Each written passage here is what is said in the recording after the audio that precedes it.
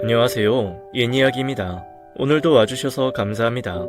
옛이야기 채널은 사연 읽어주는 남녀 채널에서 지금은 삭제되어 들을 수 없는 21년도에 소개해드린 사연 중 베스트 사연만 뽑아 다시 읽어드리는 채널입니다. 구독과 좋아요 부탁드리며 오늘의 사연 바로 시작하겠습니다. 안녕하세요. 저는 65살의 여자입니다. 지금은 자식들 다 결혼시키고 요즘은 남편이랑 편안한 노후를 즐기고 있답니다. 돈 잘 벌어오는 남편 덕분에 넉넉하게 생활을 하고 있어요. 저의 살아온 이야기를 잘 모르는 사람은 가난한 집에서 아빠 없이 자란 저를 보고 남편 덕에 팔자 폈다고 하기도 하는데요. 막상 제가 어떻게 결혼 생활을 했는지 말해주면 지금 누리는 호사가 거저 얻은 건 아니라고 고생했다고 말씀해 주십니다. 저는 어릴 적 아버지가 일찍 돌아가셨습니다. 그래서 어머니가 홀로 저와 여동생, 남동생을 힘들게 키우셨어요. 고등학교 졸업 후 대학교를 들어가고 싶었지만 그때 가정 형편상 저는 돈을 벌어서 동생들 뒷바라지를 해야 했습니다. 어머니는 저보고 하고 싶은 걸 하라고 하셨지만 혼자 힘들게 일하시는 어머니를 보면 그럴 수가 없겠더라고요. 그래서 저는 고등학교를 졸업하자마자 공장에 취직했습니다. 대기업이고 자동차를 만드는 공장이었는데 다른 곳들보다 월급도 많았어요. 게다가 대기업이라 수당도 꼬박꼬박 챙겨주었기 때문에 저는 밤낮 주말 할 것 없이 매일 열심히 일해서 돈을 모았습니다. 다른 사람들은 어린애가 뭘 그렇게 열심히 일하냐고 연애도 하고 쉬엄쉬엄 하라고 하셨지만 저는 가족들 때문에 그럴 수 없었어요. 오직 저는 가족들을 위한 돈을 벌기 위해서 매일을 살았습니다. 가끔 공장에 제품 연구원들이 와서 제품을 검품할 때가 있었는데 제 또래 한 남자가 눈에 들어오더라고요. 그 남자는 좋은 대학교를 졸업한 후 갓 취업한 27살의 청년이었어요. 당시 저는 25살이었고요. 우연한 계기로 친해져서 공장에 가끔 오면 친구처럼 친하게 지내다가 서로 정이 들어버렸습니다. 그렇게 서로 사랑을 하게 되었는데 만난 지 2년 정도 되었을 때 저희 어머니가 갑자기 사고로 돌아가시게 된 겁니다. 그때 제가 힘들어하는 모습을 보던 남자친구는 저에게 청혼을 하더라고요. 현철 씨, 저도 현철 씨를 정말 많이 사랑해요. 하지만 결혼은 안 될 것 같아요. 남자친구는 제 말을 듣고 의아해하면서 왜냐고 물었습니다. 제가 이제 집의 가장이에요. 막내 동생은 아직 고등학교도 다 졸업하지 않았고요. 둘째는 지금 대학생이고요. 제가 동생들 뒷바라지를 해줘야 해요. 남자친구는 제 말을 듣더니 갑자기 웃었습니다. 아이 저도 알아요. 현미 씨 동생들 뒷바라지 해줘야 한다는 거요. 알고 청혼한 겁니다. 저도 동생이 2명이나 있어요. 게다가 저는 뒷바라지 해야 할 부모님까지 계시고요. 그게 왜 문제됐는지 잘 모르겠네요. 남자친구는 자신도 집에 가족들을 뒷바라지해야 한다면서 괜찮다고 하더라고요. 오히려 자기는 부모님까지 있다고 웃으면서 말했어요. 그러면서 장남 장녀끼리 같이 살면서 가족들 뒷바라지도 같이 하고 행복한 가정도 꾸리자고 하더라고요. 남자친구는 제가 가난한 집이라는 것도 부모 없이 돌봐야 하는 동생들이 줄줄이 있는 것도 개의치 않았습니다.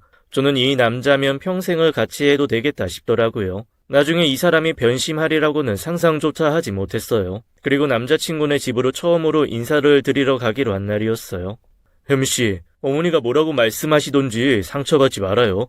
어머니 욕심이 좀 많으셔서 그런 거니까요. 아무래도 모든 부모는 자기 자식이 제일 잘나 보이잖아요. 그전부터 남자친구는 자기 어머니가 한 성격 하시는 분이라고 말을 하긴 했는데 막상 집 대문 앞에서 저한테 마음 단단히 먹으라고 말을 하니 내심 걱정이 되었습니다. 그리고 남자친구네 집에 들어간 지 얼마 되지 않아서 남자친구가 왜 저에게 이런 경고 아닌 경고를 했는지 알게 되었습니다. 남자친구의 어머니는 저에게 보자마자 앉으라고 하시더니 이것저것 물어보시더라고요. 초면에 물어보기 민감한 것들도 마구 물어보셨습니다. 그리고는 제가 마음에 안 드셨던지 제가 있는 앞에서 남자친구에게 싫은 티를 팍팍 내시더라고요. 어디서 이런 여자를 데려왔어? 얘 공장 다니는 공숭이라는데. 아이 어머니, 저도 공장에서 일하는 공돌이에요. 너랑 얘랑 같니? 넌 연구하는 사람이잖아. 쟤는 나 때문에 하는 그런 애고 말이야. 현철아, 네가 뭐가 부족해서 대학도 못 나온 여자랑 결혼해? 어? 남자친구의 어머니는 제가 함께 있다는 걸 잊으신 것처럼 함부로 말씀하셨습니다. 엄마, 그렇게 애지중지 키우던 아들이 대학도 못 나온 여자랑 결혼하게 생겼네? 그니까 맨날 우리 아들 잘난 내 아들 거리더니 저기요, 이 집에 시집 오지 않는 게 좋을 거예요. 아들 사랑이 유별나시거든요. 아들 뺏겼다고 며느리 엄청나게 구박할 것 같은데. 에휴, 나 같으면 이런 집에 시집 안 오겠다. 옆에 있던 남자친구의 여동생들도 한몫 거들더라고요. 처음에는 이 말을 흘려들었었는데 나중에 정말 뼈 있는 충고를 내게 해줬구나 싶었어요. 남자친구는 그런 여동생을 흘겨보더니 조용히 하라고 말하고 부모님께 제가 좋은 사람이라고 사랑한다고 말하면서 결혼을 허락해달라고 말했습니다. 뭐하러 가난한 집이랑 사돈을 맺냐? 너 정도면 선보자는 좋은 집안들이 줄줄 섰는데, 그리고 어머니도 이제 돌아가셔서 제가 밑에 동생들도 돌봐야 하는데 네가 벌어다 준 돈 다 자기네 집에 가져다 주는 거 아니야? 게다가 애비도 없이 큰 저런 애가 뭘 보고 자랐겠니? 부모가 있어도 부모 노릇 못하는 사람들이 많은데 쟤는 네 애 제대로 못 키운다. 장담하마. 에휴, 절대 안 된다 이 결혼은. 남자친구의 아버지, 어머니 모두 제가 처한 환경과 배경이 마음에 들지 않는다고 하셨습니다. 그리고는 남자친구의 어머니가 갑자기 돌아가신 저희 아버지를 걸고 넘어지시더라고요. 그 이야기를 듣더니 남편은 불같이 화를 내면서 그런 말씀 함부로 하는 거 아니라고 소리를 지르고는 저를 집에서 데리고 나왔습니다. 그리고 남편이 저에게 자신의 어머니가 함부로 말한 것에 대해서 사과를 했습니다. 어머니가 반대해도 자기는 저밖에 없다고 하면서 힘들어도 조금만 견뎌달라고 했습니다. 제 주변 사람들은 제가 겪은 이야기를 듣고는 그런 집에 시집 가면 개고생한다고 무조건 헤어지고 다른 남자를 만나라고 하더라고요. 아들 아끼는 시어머니의 한 성격하는 것 같은 여동생 2명까지 있으면 말 다 했다고요. 저는 그럴 때마다 남자친구가 제 옆에 있으면 견딜 수 있다고 말했습니다. 그러면 다들 콧방귀를 뀌면서 모전자전이라고 어떻게 엄마가 그 모양인데 아들이 괜찮을 수 있겠냐고 하더라고요. 아마 결혼하고 나면 성격 변할 거라고 했습니다. 그 뒤로도 몇 번이나 남자친구의 어머니를 찾아뵈었는데 저를 아예 상대 안 해주시더라고요. 견디다 못한 제가 남자친구에게 그만 헤어지자고 했습니다. 그랬더니 남자친구가 집에다가 저 아니면 안 된다고 계속 반대하면 인연을 끊을 것이라고 하는 통에 남자친구의 집안에서 어쩔 수 없이 저희 결혼을 승낙해 주셨습니다. 저는 제가 열심히 모은 돈과 어머니가 돌아가시고 받은 보험금의 일부를 사용해서 결혼했습니다. 하지만 반대하는 결혼 생활은 쉽지 않았습니다. 남편이 다니는 회사가 다행히 시댁과는 조금 멀어서 따로 나와서 살았지만 가끔 시댁에 갈 때마다 시어머니는 저를 못 잡아 먹어서 안달이셨거든요. 특히 명절에 친척들이 다 모이는 자리에서는 특히나 더 저를 괴롭히셨습니다. 예세아가, 너는 어째 과일 깎는 폼이 그게 뭐냐? 누가 칼을 그렇게 쥐고 과일을 깎아? 이렇게 하란 말이야, 나처럼. 저는 이렇게 잡아야 잘 깎이더라고요. 시어머니는 제가 머리끝부터 발끝까지 다 마음에 안 드셨던지 제가 칼을 쥐는 모양을 가지고도 잔소리를 하셨습니다. 이게 어디서 시어머니한테 말대꾸를 또박또박 하면서 자기가 옳다는 거야? 어른이 잘못하고 있는 걸 지적하고 고치라고 알려주면 감사합니다 하고 자기 태도를 바꿀 생각은 안 하고?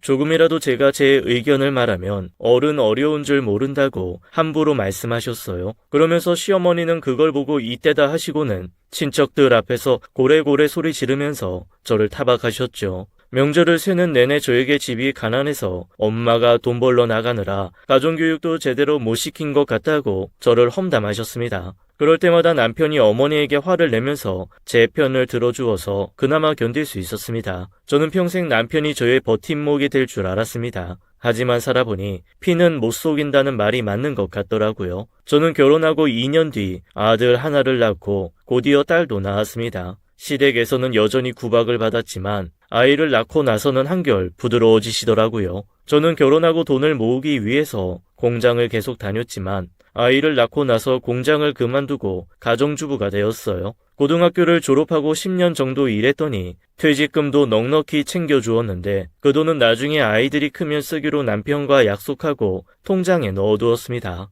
얼마 못 가서 통장에 있는 돈을 다 써버리게 될 줄은 몰랐어요. 그런데 아이들이 걸음마를 뗄 무렵 남편이 갑자기 저에게 상의도 없이 다니던 회사를 그만두더라고요. 그리고 자기가 만들고 싶은 것을 만들어야겠다면서 사업을 한다고 했습니다. 회사에 다니면서 항상 자기가 만들고 싶은 게 있는데 회사에서 반대한다고 집에 와서 하소연을 하곤 했었어요. 그런데 그걸 포기 못한 것 같더라고요. 저는 깜짝 놀라서 남편을 말렸지만 남편은 자기가 오래전부터 생각해왔던 것이라고 자기를 믿고 응원해달라고 하더라고요.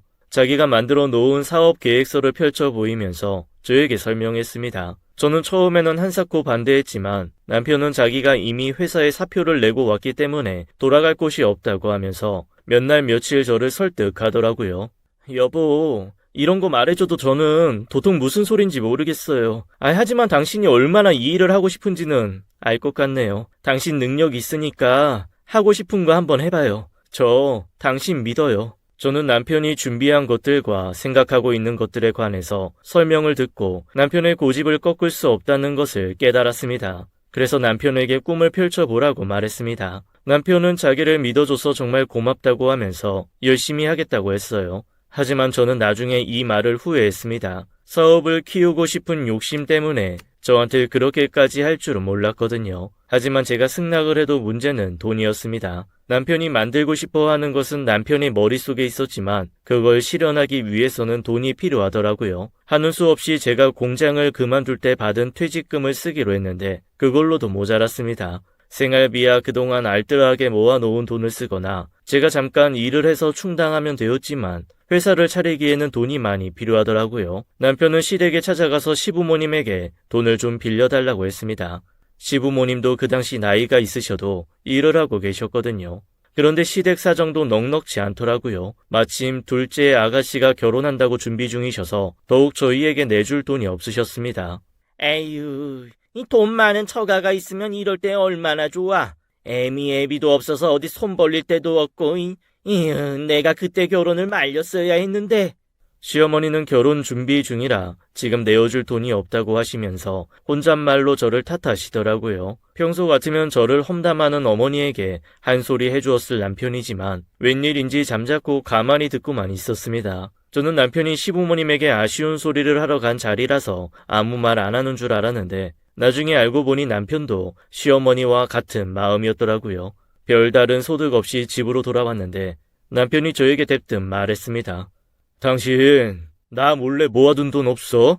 돈? 내가 아이 낳고 일을 그만뒀는데 돈이 어딨어. 당신 월급 가지고 알뜰하게 살아서 모아둔 것밖에 없어. 저번에 통장 다 보여줬잖아. 아니, 예전에 장모님 돌아가셨을 때 받았던 보험금도 있잖아. 남편은 갑자기 저의 죽은 어머니의 보험금 이야기를 하면서 회사 차리는데 그 돈을 좀 쓰자고 하더라고요.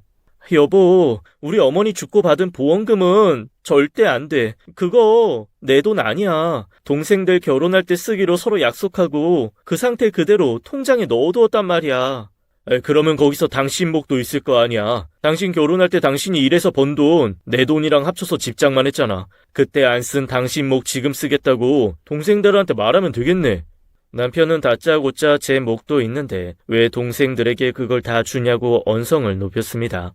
그 순간 남편이 욕심 많은 시어머니와 겹쳐 보였어요. 저는 어이가 없어서 결혼할 때 시댁에 예물 보낸 게 어머니 보험금에서 내 몫을 쓴 거라고 했어요. 그리고 왜 내 엄마의 목숨값을 당신 돈인 것처럼 당당하게 요구하냐고 화를 냈습니다. 그날은 처음으로 둘이 결혼을 하고 언성을 높여서 싸웠어요. 그런데 얼마 뒤 시부모님들은 둘째 아가씨의 혼수를 준비하려고 마련해 놓은 돈과 그동안 모아둔 돈을 내어주시더라고요. 시부모님은 오랫동안 고민을 해보았는데 우리 집 기둥이 잘 되어야 한다면서 남편에게 열심히 하라고 하시더라고요. 그 이야기를 들은 둘째 아가씨가 아들만 자식이고 딸은 자식이 아니냐고 난리가 났지만 시부모님은 제 남편의 손을 잡으면서 꼭 성공하라고 하셨습니다. 남편은 연신 시부모님께 감사하다고 말씀드리고 둘째 여동생에게 사업이 잘 되면 몇 배로 갚겠다고 말을 했습니다. 저 역시 남편에게 도움이 되고 싶어서 동생들에게 제 상황을 이야기했습니다. 그랬더니 동생들은 나머지 돈은 남편 회사의 투자자로 투자하겠다고 하더라고요. 그리고 자기들도 돈을 벌고 앞가림을 잘하고 있으니 자기들 힘으로 결혼할 수 있다고 걱정하지 말라고 했습니다. 그동안 제가 자신들을 위해 희생해 주었기 때문에 이렇게 살고 있다고 하면서 말입니다. 저는 연신 고맙다고 말을 하고 남편에게 어머니 사망보험금을 모두 내어주었습니다. 사업을 하면서 남편의 태도가 그렇게 바뀔 줄 알았다면 절대 내어주지 않았을 겁니다. 처음 1, 2년은 거의 수입이 없다시피 했습니다. 오히려 마이너스였어요. 처음 시댁에서 받은 돈이랑 제가 건넨 저희 어머니의 사망보험금은 공장을 차리고 운영하는데 거의 다 쓴 지 오래였어요. 겨우 버는 조그만 돈은 생활비로 가져다 주지 않고 직원들 월급을 주고 있었습니다. 어쩔 수 없이 저는 가까이 살던 제 여동생에게 아이를 맡기고 동네 식당에서 일할 수밖에 없었습니다. 남편이 돈을 가져다 주지 않으니 생활비를 제가 벌어야 했거든요. 남편은 저에게 미안하다고 말했지만 저는 남편에게 웃으면서 나중에 꼭 성공해서 지금 힘들게 사는 걸 보답해 달라고 했어요. 하지만 남편은 얼마 지나지 않아서 저에게 보답하겠다는 말은 잊은 것 같더라고요.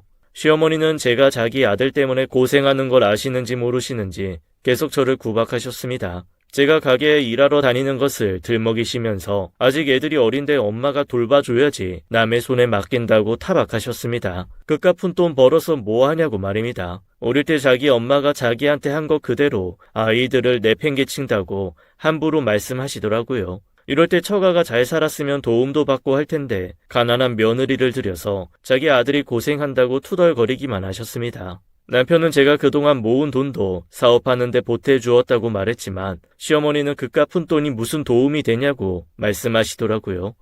여보, 드디어 해냈어. 내가 저번에 말한 그 장치 말이야. 오늘 시제품을 만들어서 실험해봤는데 완전 대성공이야. 이제 우리 부자 될 일만 남았다고.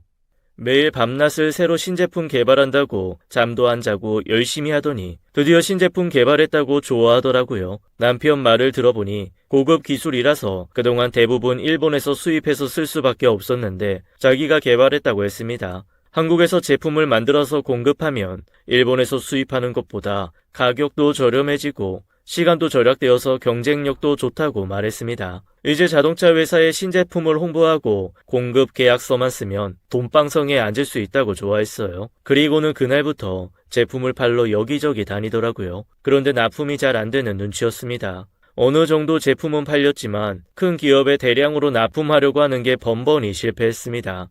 아무래도 큰 기업들의 작은 부품 회사는 가족들 형태로 운영이 되고 있어서 뚫고 나가는 게 쉽지 않았거든요. 저는 힘들어하는 남편에게 힘을 내라고 위로를 해주었지만 남편은 점점 부잣집의 배경이 좋은 여자랑 결혼했다면 자기의 제품이 지금보다 훨씬 인정받고 잘 팔렸을 것으로 생각하는 눈치더라고요.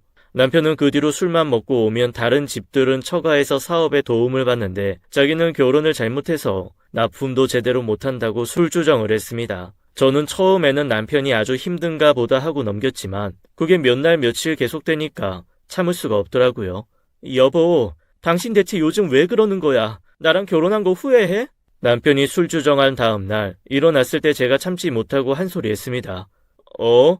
그게 무슨 소리야? 내가 당신이랑 결혼한 걸 후회한다니. 당신이 뒷바라지 해준 덕에 회사도 할 수 있었고 예쁜 자식도 낳아서 키우고 있는데. 그래? 근데 신제품 개발한 게 잘 안 팔리니까 그 뒤로 계속 나랑 결혼한 거 후회한다고 술주정하던데? 그랬더니 남편은 자기는 기억이 전혀 안 난다고 하면서 발뺌하더라고요. 하지만 그 뒤로 술주정은 계속되었습니다. 그리고 점점 그게 심해지더니 어느 순간부터는 술에 취하지 않은 맨정신에도 신세 한탄을 하더라고요. 집안에 돈이 많고 백이 있었으면 사업하는 게 좀 더 수월할 것 같다고 말입니다. 하루가 멀다 하고 박 사장네 이번엔 강남으로 회사를 옮겼는데 돈 많은 처가댁에서 투자를 해줬더라. 김 사장 이번에 재혼했는데 회사 때문에 일부러 돈 많은 여자랑 결혼했다더라 하면서 말입니다. 일부러 저 들으라고 하는 것 같았습니다. 그런 이야기를 자주 듣다 보니 저도 더 이상 가만히 있을 수가 없겠더라고요. 그러게 당신네 부모님이 사업하는데 돈을 더 투자하실 정도로 부자던가 자동차 업계에서 높은 사람들이랑 인맥이 있었다면 좀 더 사업하는데 수월했을 텐데 아쉽다. 태어날 때 부모를 고를 수 없으니까 팔자련이 해야지 뭐. 그래서 저도 남편을 위하는 척하면서 시댁욕을 했습니다. 그러면 남편은 그제야 더 이상 잘난 부인 만난 남자들 이야기를 하지 않고 방으로 들어가더라고요. 하지만 저는 사업하기 전이랑 너무나도 달라진 남편의 태도를 보면서 진심으로 저와 결혼한 걸 후회하나 싶기도 해서 마음이 안 좋았습니다. 자꾸만 시어머니를 닮아가는 모습에 무섭기까지 하더라고요. 그래도 그 제품 덕에 남편 사업이 업계에서 자리를 잡게 되었고 어느 정도 돈을 벌게 되었습니다. 남편은 아무 말도 안 하였지만 사업 초에 저희를 믿어주신 시댁에 감사의 표현을 해야겠더라고요. 그래서 돈을 어느 정도 모은 후 시부모님 집부터 새로 해드렸습니다. 시부모님은 저를 계속 못마땅히 여기며 항상 구박하셨지만 저는 남편을 낳아주시고 길러주시고 게다가 사업할 때 지원도 해주셨기 때문에 보답해야 한다고 생각했거든요. 그리고 둘째 아가씨한테도 그때 제대로 하지 못했던 혼수라고 하면서 이것저것 챙겨주었습니다. 둘째 아가씨는 이제 와서 이게 다 무슨 소용이냐고, 결혼할 때 혼수 제대로 못해와서 자기가 계속 구박받았다고 하면서 딱히 고마워하지는 않더라고요. 사실 속으로는 나처럼 구박받는구나 하고 좋아했습니다. 그런데 시댁에 보답을 했더니 시댁 식구들이 남편 사업이 엄청나게 잘 된다고 생각하셨던 모양이에요. 매일같이 전화하셔서는 냉장고가 고장났다, 집에 보일러가 안 나온다, 다른 집은 해외여행 갔다 왔다더라 하시면서 저에게 항상 뭔가를 요구하시더라고요. 제가 그럴 때마다 남편에게 말을 전하고 어떻게 해야 되냐고 물었어요. 처음에는 그동안 고생하셨으니 보답하자고 가족들이 해달라는 걸 해주었는데 그게 끊이지 않으니 남편도 이건 아니다 싶었나 보더라고요. 그래서 남편은 요구하시는 것들을 다 해드릴 정도로 사업이 잘 되는 것이 아니었기 때문에 매달 용돈 드리는 걸로 하고 그 돈으로 하고 싶은 거 다 하시라고 했습니다. 그리고 저도 틈틈이 동생들에게 용돈을 주었습니다. 처음에 어머니 사망보험금을 내어준 것에 대한 보답으로 말입니다.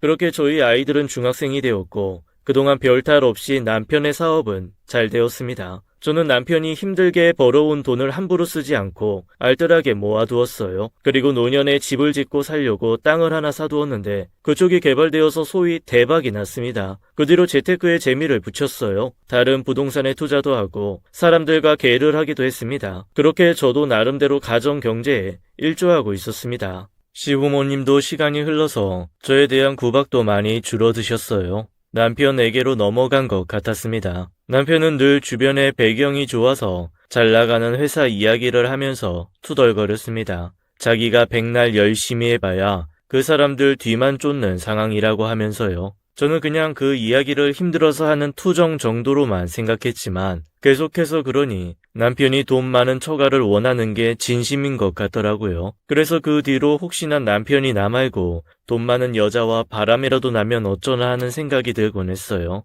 저는 남편의 사업이 잘 되면서 살만해졌는데 제 동생들은 참 팔자가 기구하지. 술만 마시면 때리는 남편과 살다가 결국 이혼을 하고 말았습니다. 딸아이 하나가 있었는데 그 아이 때문에 참고 살다가 더는 안 되겠다 싶어서 이혼하고 혼자 작은 분식집을 하고 운영했습니다. 초등학교 앞에서 장사했는데 방학 때만 되면 매출이 뚝 떨어져서 항상 저에게 전화하더라고요. 언니 미안해. 그런데 혹시 돈 좀 빌려줄 수 있을까? 지금 방학 때라 장사가 잘 안 되거든. 그런데 월세는 그대로 내야 하고 민지도 학원이다 모자 고정적으로 드는 돈이 있어가지고. 에휴, 그래. 학생들 상대로 장사하면 그게 문제구나. 내가 알아서 적당히 보내줄게. 미안해하지 마. 네가 나한테 얼마나 잘해줬는데. 우리 집 힘들 때 네가 우리 애들도 대신 봐줬잖아. 덕분에 난 일해서 생활비 벌었고 그러니까 안 갚아도 괜찮아. 대신 민지한테 나중에 성공해서 나한테 맛있는 거 사주라고 해. 고마워 언니. 형부한테는 비밀로 해주고 면목 없거든. 네가 눈치를 왜 봐. 너희들이 네 형부 사업할 때 돈 안 줬으면 나도 이렇게 못 살고 있을 거야. 투자금 회수한다고 생각해. 비록 저에게 매일 돈을 빌려갔지만 힘든 일을 겪고도 열심히 살려고 하는 동생의 모습이 기특하기만 했어요. 게다가 사망보험금을 주지 않았으면 남편의 사업도 잘 될 수 없었기 때문에 동생에게 건네주는 돈이 아깝지 않았어요. 누가 보면 남편이 힘들게 벌어온 돈을 친정 식구들에게 주는 것처럼 보일 수도 있지만 저도 부동산 투자에서 돈을 불렸으니 저는 남편에게 눈치 보이지 않았습니다. 굳이 말은 하지 않았지만 비밀이라고 생각하지도 않았어요. 사업이 잘 된 후 시댁에 보답했던 것처럼 저희 가족들에게도 보답하는 것으로 생각했거든요. 하지만 제가 아무리 동생들을 지원해 주어도 동생들의 형편은 나아지질 않았습니다. 구멍난 장독대에 자꾸만 돈이 새어나가더라고요. 그러다 우연히 친정 식구들과 저희 가족이 식사를 하는 자리였어요. 제 여동생이 돈 빌려줘서 고맙다고 말을 했는데 남편이 저를 째려보더라고요. 그리고는 언제 얼마나 빌려줬냐고 제 동생에게 꼬치꼬치 물어보았습니다. 여동생은 제 눈치를 한번 보더니 묻는 말에 대답을 하더라고요. 힘들게 벌어온 돈 많이도 자기네 가족들 다 갖다 줬네. 남편은 여동생 이야기를 듣고 제 옆에서 다들리게 혼잣말을 하더라고요. 저는 제 동생들 앞에서 함부로 말하는 그 모습을 보고 참을 수가 없더라고요. 당신, 무슨 말이 그래? 시댁에 가져다 준 돈에 비하면 아무것도 아니야. 그거야 부모님이니까 보답하는 게 맞고, 나를 낳고 키워주셨잖아. 게다가 동생 결혼할 돈도 내어주셨는데 용돈 드릴 수 있는 거 아니야? 그런데 당신 동생들은 이제 다 커서 앞가림할 때 되었는데 아직도 도와줘야 해? 남편은 자기네 식구들을 감싸면서 제 가족들을 모욕하는 말을 이어갔습니다. 부모도 아닌데 언제까지 챙겨줘야 하냐고 말하더라고요. 저는 어이가 없어서 당신네 동생들도 나한테 맨날 전화해서 돈 빌려달라고 한다고 맞받아 쳤습니다. 그리고 우리 어머니 사망보험금도 내어준 내 동생들한테 너무 함부로 하는 거 아니냐고, 당신 사업이 잘 되고도 그 보답을 하지 않으니 내가 직접 하는 건 아니냐고 했습니다. 그리고 나도 이 집의 재산을 축적하는데 한몫했는데 왜 돈을 쓰는데 눈치를 보아야 하냐고 소리를 질렀어요. 남편은 제 말을 잠자코 듣고만 있었습니다. 제 말이 맞았거든요. 남편은 사업이 잘 되고 나서 제 동생들을 챙긴 적이 한 번도 없었어요. 늘 일 때문에 바빴고 시댁 식구들도 제가 직접 챙겨야 했습니다. 남편은 제 말에는 반박하지 못하고 괜히 제 동생들에게 소리를 질렀습니다. 그때 돈을 내어주고 우리 힘들 때 옆에서 도와준 건 너무 고맙지만 방금 이야기 들어보니 그 이상으로 돈 받아간 것 같은데, 이제 더 이상 우리한테 금전적으로 기대하지 않았으면 좋겠어. 이제 다 큰 어른들인데 앞가림은 스스로 해야지. 그리고는 안방으로 들어가 버리더라고요. 동생들은 저에게 미안하다고 사과를 하고 집으로 돌아갔습니다. 저는 동생들이 가고 난 뒤 남편과 한바탕 했습니다. 네 가족만 가족이냐고 말입니다. 그 뒤로 동생들은 저에게 힘든 일이 있어도 말을 하지 않더라고요. 그리고 얼마 뒤 추석에 친척들과 다 모인 자리에서 남편이 술을 마시고 그날 있었던 일을 다 말하더라고요. 제 동생들이 자기에게 해주었던 일은 쏙 빼놓고 자기 앞가림도 못하는 동생들한테 맨날 퍼주기만 하는 사람이라고 저를 험담했습니다. 아니나 다를까 그 이야기를 들은 시어머니는 처음 제가 이 집에 왔을 때 자기가 그럴 줄 알았다고 맞장구를 치셨습니다. 이래서 가난한 사람이랑 사돈 맺는 거 아니라면서 저보고 자기 아들 돈 쓰지 말라고, 없는 친정 식구들 도와주고 싶으면 직접 일해서 벌어서 주라고 하시더라고요. 아가씨들 역시 자기들이 저한테 돈 받아가는 건 생각도 못하고 꺼들었습니다. 그리고 남편도 그 옆에서 제발 그러라고 하더라고요. 어느새 남편도 시어머니처럼 저를 생각하고 있더라고요. 믿었던 남편마저 그러고 있으니 그곳에 더 이상 있을 수가 없었습니다. 저는 그날 눈물을 뚝뚝 흘리면서 시댁을 나와서 집으로 갔습니다. 그해 추석은 저 혼자 집에서 보냈어요. 그리고 그날 이후로 저와 남편은 사이가 안 좋아졌어요. 남편은 사과는커녕 추석 이후로 갑자기 저한테 각방을 쓰자고 하더니 식사할 때 빼고는 집에서는 거의 마주치지 않는 사이가 되었습니다. 그리고 얼마 뒤 제 여동생은 돈 많은 남자와 재혼을 하게 되었습니다. 그리고 남동생은 저와 함께 부동산 경매하러 다니면서 부동산 투자를 했는데 눈썰미가 좋아서 좋은 매물을 쏙쏙 잘 골라내더라고요. 경매로 저렴하게 산 부동산을 좋은 값에 되팔면서 점점 돈을 모았습니다. 저희 친정 식구들은 나날이 형편이 좋아졌어요. 그 모습을 보니 제가 다 뿌듯하더라고요. 그런데 참 하늘도 무심하시지, 제 동생들이 살만해지니까 저희 집에 큰일이 생기더라고요.